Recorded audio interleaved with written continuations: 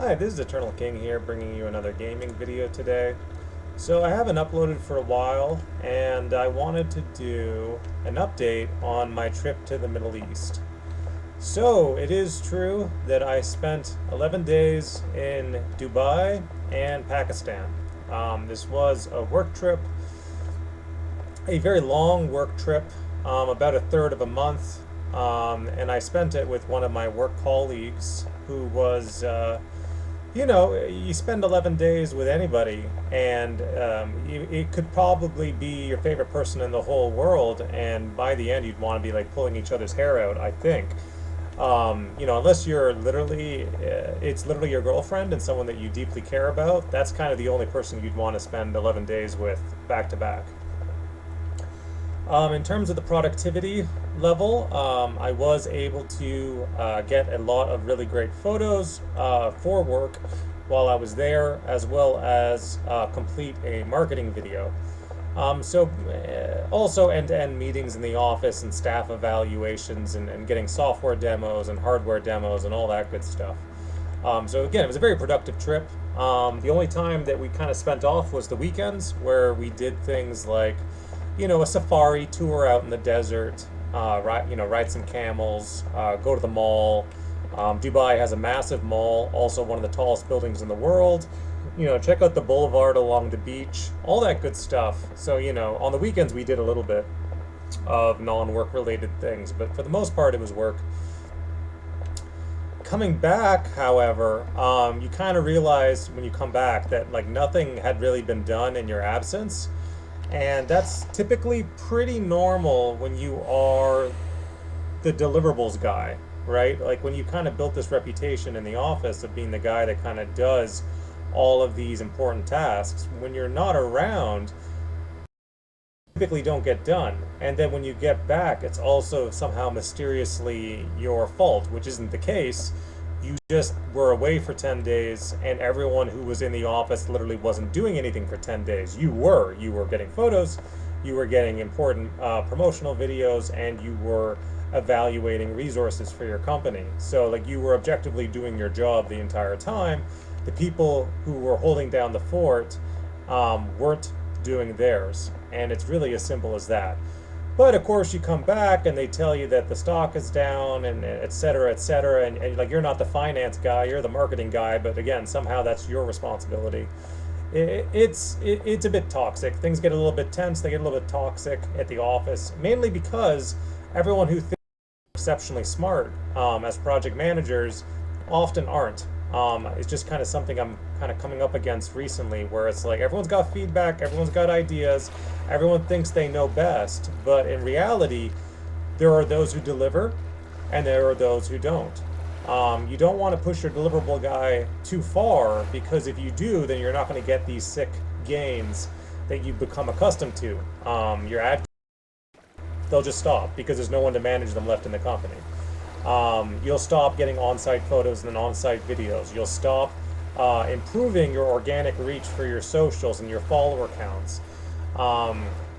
You'll stop with your lead gen. Like you'll just period stop. Everything stops. Even just like website translations that I've been doing, Spanish translations, German translations, even like these like menial tasks, they stop too. All of it stops the minute your deliverables guy is no longer present anymore. This is just an objective truth. So in reality, what you want to do is work with your deliverables guy so that he can deliver. He needs support. He needs good touch points, not bad touch points, and he needs people to run with him so the company can run as a whole. And without that, like things just aren't going to play out well overall. So again, I would say that things went pretty well in the Middle East.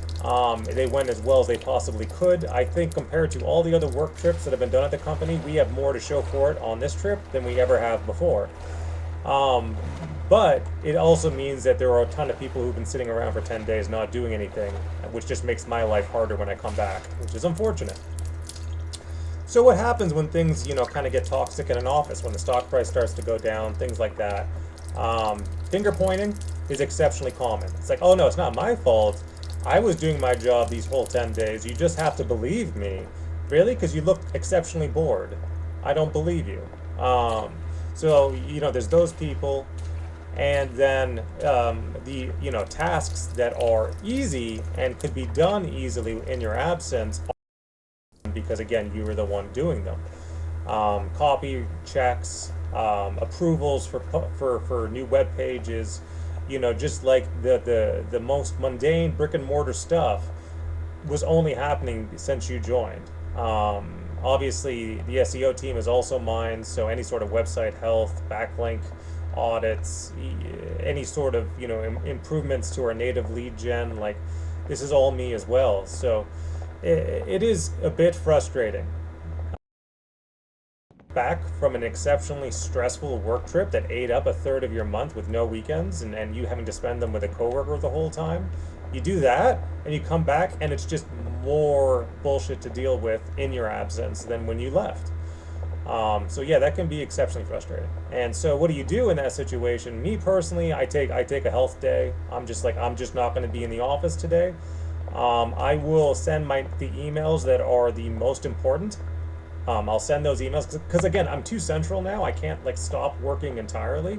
Even on my off days, I still have to send a handful of emails, send a handful of messages, share, or have my touch points on a handful of deliverables. Even on the days that I'm off, that I have used a valuable sick day, I still cannot be fully off because I have become too important. But there is one more advantage to taking a step back, and that's allowing people to apply their value, right? Even if people can only apply value by essentially piggybacking off of what you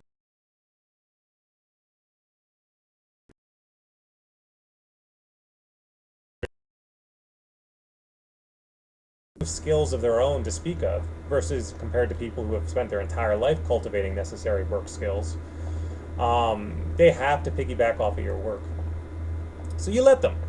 You let them post the photos that took while you were in the Middle East, and you let them write the post for it, and you let them say, "Oh wow, we did a great job," pats on the back all around, and it's just like, well, you only have that because I thought to take the photo, because I thought to hire the videographer, because I thought to be on site, and because I got on an airplane and went to the Middle East. That's why you have that. But you don't say any of those things. You just have to be patient with those people and let them apply the value. The only places that they can contribute it to be real.